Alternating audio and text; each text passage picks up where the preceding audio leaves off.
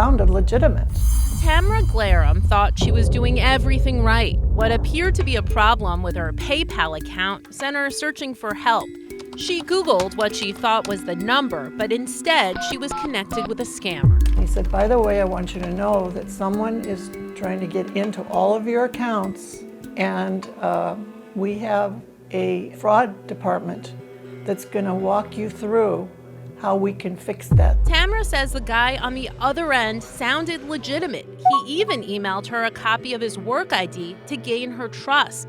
But his next request should have raised a red flag. He said, in order for me to catch this person, I have to duplicate all the transactions that he did. And I said, well, why do you need my money? He says, because we want to pretend like he's getting this money so that we can catch him. Tamara was instructed to purchase several gift cards in varying amounts, all to try and catch the crook.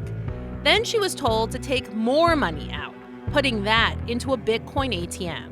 And I was getting really nervous about all of this going on. But he seemed like he was legitimate. He said, don't worry, I'm not going to take your money. Your money's safe. Peoria police confirmed she lost nearly $28,000. It's one of the 24 recent incidents involving unregulated Bitcoin ATMs. In total, just in Peoria last year, they say families lost nearly $1 million. In 2023, the FBI found people in Arizona reported losing about $325 million. And that's just what was reported. Experts say there are about 600 Bitcoin ATMs statewide, and as that number grows, so do the risks. What do you tell these people when they reach out to you about this?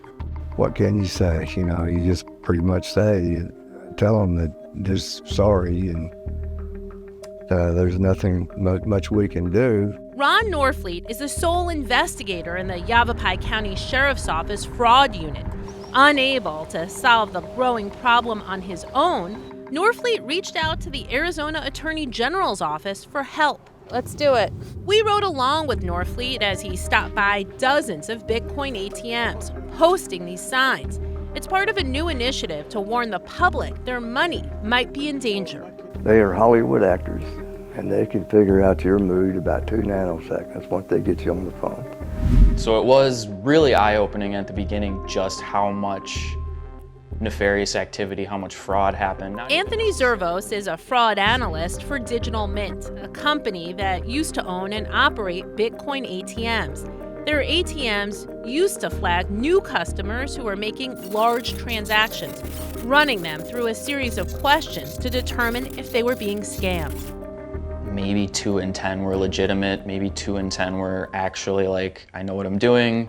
But most Bitcoin ATM operators don't have those precautions in place. In Arizona, they're not required to. Instead, users are typically guided through a series of prompts like this, which advocates say are easy to swipe through. If this is going to be part of our lives moving forward, let's put some rules around it and try to protect people.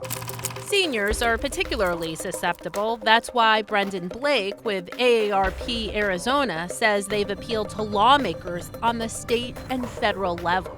It's clear that we need a national standard, and that's why I'm introducing federal legislation. During his time as chair of the Judiciary Committee, Illinois Senator Dick Durbin wrote to the 10 largest Bitcoin ATM operators requesting that more safeguards be put in place. The industry ought to step up and help us write those standards. When did you realize that all of this was some kind of fraud or scam? When he said, I'm putting the money back in, and it never went back in. Tamara is speaking out in the hopes that she can prevent someone else from being scammed. The consequences are real and devastating. It was all that I had because I'm on Social Security. That was my savings and my IRA.